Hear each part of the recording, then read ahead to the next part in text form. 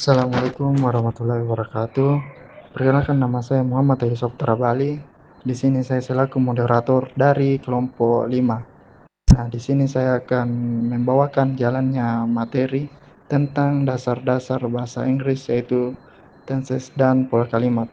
Dan adapun anggota kelompok saya yaitu Yugo Divanananta. Yang kedua ada saya sendiri.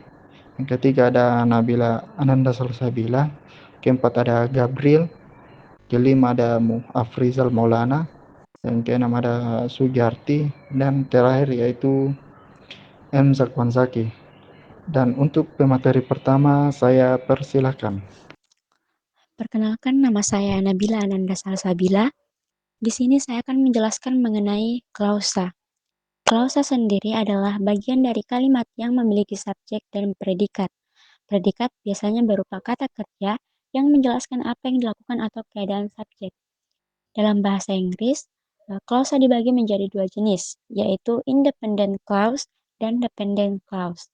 Independent clause adalah klausa yang sudah memiliki makna lengkap, sehingga bisa berdiri sendiri sebagai sebuah kalimat. Misalnya, she studies every day. Kalimat ini sudah jelas artinya dan tidak membutuhkan tambahan informasi. Sedangkan dependent clause adalah klausa yang belum memiliki makna lengkap, sehingga tidak bisa berdiri sendiri. Klausa ini harus digabung dengan klausa lain agar menjadi kalimat yang utuh. Misalnya, because she studies every day. Kalimat ini terasa belum selesai dan menimbulkan pertanyaan. Jika kedua klausa tersebut digabungkan, maka akan menjadi sebuah kalimat yang lengkap. Contohnya, she gets good grades because she studies every day. Di sini, klausa utama memberikan informasi utama, sedangkan klausa dependen memberikan tambahan penjelasan. Untuk materi selanjutnya akan dijelaskan oleh teman saya. Assalamualaikum warahmatullahi wabarakatuh. Perkenalkan, nama saya Muhammad Afrizal Maulana dengan NIM D02255006. Saya ingin menjelaskan pola kalimat dasar. Pola kalimat dasar adalah susunan utama dalam membuat kalimat bahasa Inggris. Pola ini membentuk kita menempatkan subjek kata kerja, objek dan pelengkap dengan benar. Beberapa pola dasar yang paling umum adalah 1. S tambah V, subjek tambah verb. 2. Digunakan untuk kalimat sederhana tanpa objek. 3. S tambah F tambah O, subjek tambah verb tambah objek. 4. Digunakan jika ada objek yang menerima tindakan. 5. S tambah F tambah C, subjek tambah verb tambah komplement. 6. Digunakan dengan kata kerja penghubung seperti is, are untuk menjelaskan subjek. Contoh S tambah V, Sher runs, dia berlari. Contoh kedua, S tambah F tambah O, Sir reads a book, dia membaca sebuah buku. Contoh ketiga, S tambah F tambah C, Sir is dia adalah orang pelajar. Sekian dari saya. Assalamualaikum warahmatullahi wabarakatuh. Saya kembalikan ke moderator. Nah, untuk pemateri selanjutnya saya persilahkan. Variasi kalimat adalah pengembangan dari pola kalimat dasar agar kalimat menjadi lebih menarik dan tidak monoton. Variasi ini dilakukan dengan menambahkan kata sifat, kata keterangan, frasa, atau klausa tanpa mengubah struktur utama kalimat. Dalam penulisan bahasa Inggris, terutama akademik, variasi kalimat penting agar tulisan lebih umum, jelas, dan tidak membosankan. Adapun contohnya itu ada yang kalimat dasar, ada dengan tambahan klausa, dan ada variasi. Nah, jadi kalau kalimat dasar itu kan she read a book.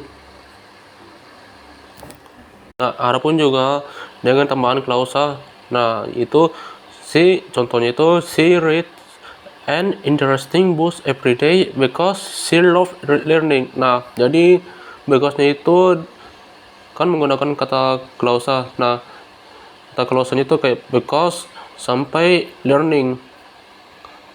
Adapun juga dengan variasi atau kata sifat dan keterangan.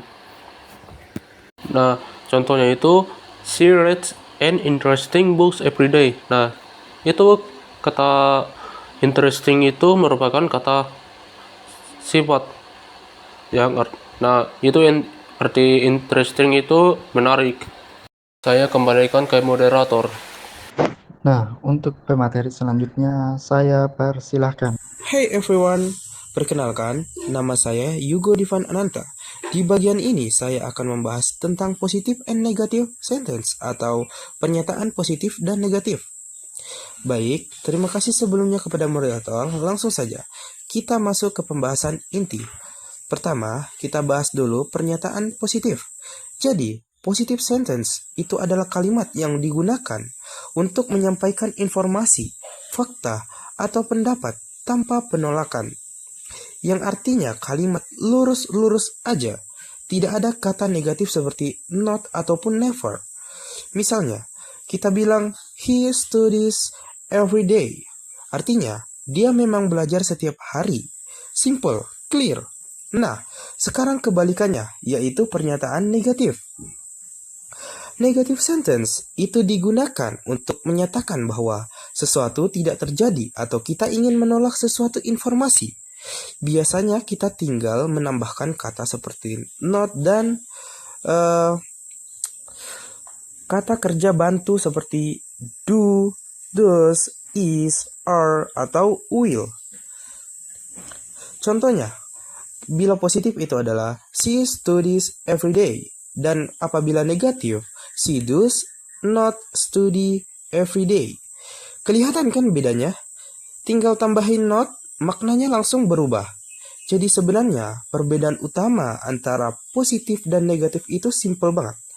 Kalau semisal dia positif, ialah menyatakan sesuatu terjadi. Kalau dia negatif, menyatakan sesuatu tidak terjadi. Ini kayak on off aja gitu. Contoh lain yang sering kita pakai sehari-hari, seperti they play football in Sunday, mereka main bola di hari Minggu, atau kalau negatifnya itu they do not play football on Sunday, ataupun he is happy, he is not happy. Simple banget, tapi penting banget dalam komunikasi. Coba deh kalian tebak. Kalau saya bilang I will go to campus tomorrow, gimana cara bikin jadi negatif? Nah, jawabannya itu I will not go to campus tomorrow. Gampang kan? Tinggal kita tambahin not setelah will.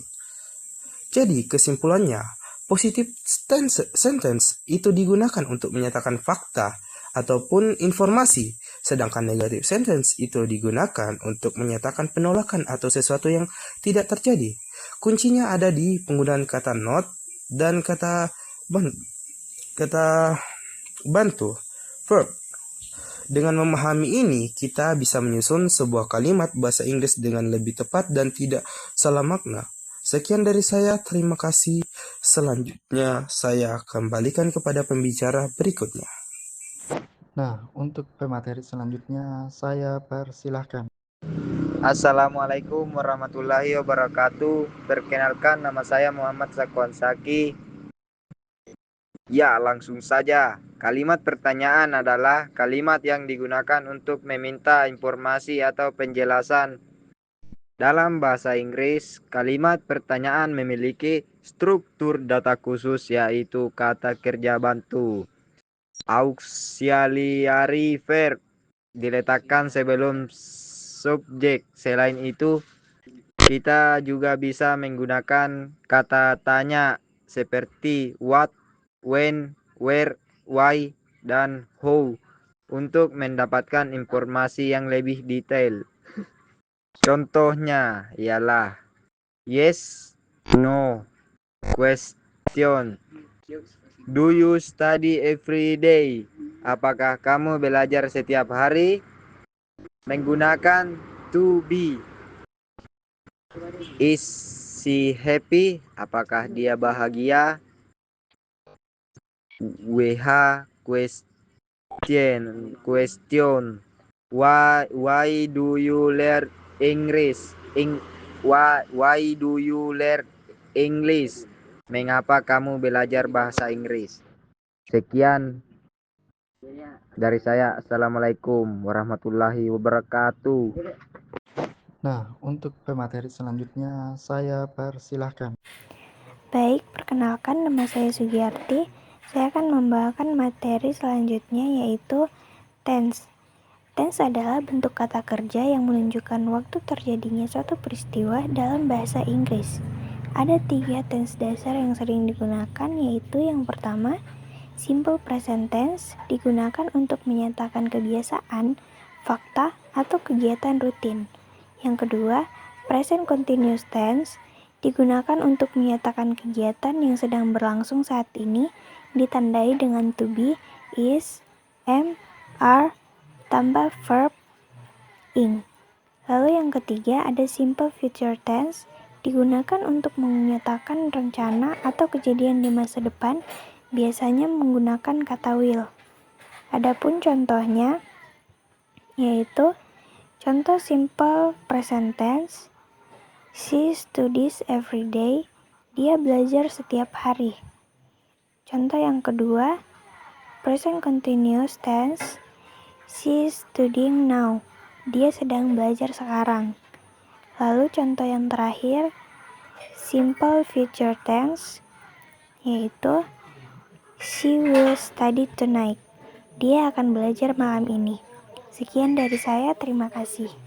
Baik, itulah hasil dari presentasi dari kelompok kami, yaitu kelompok 5.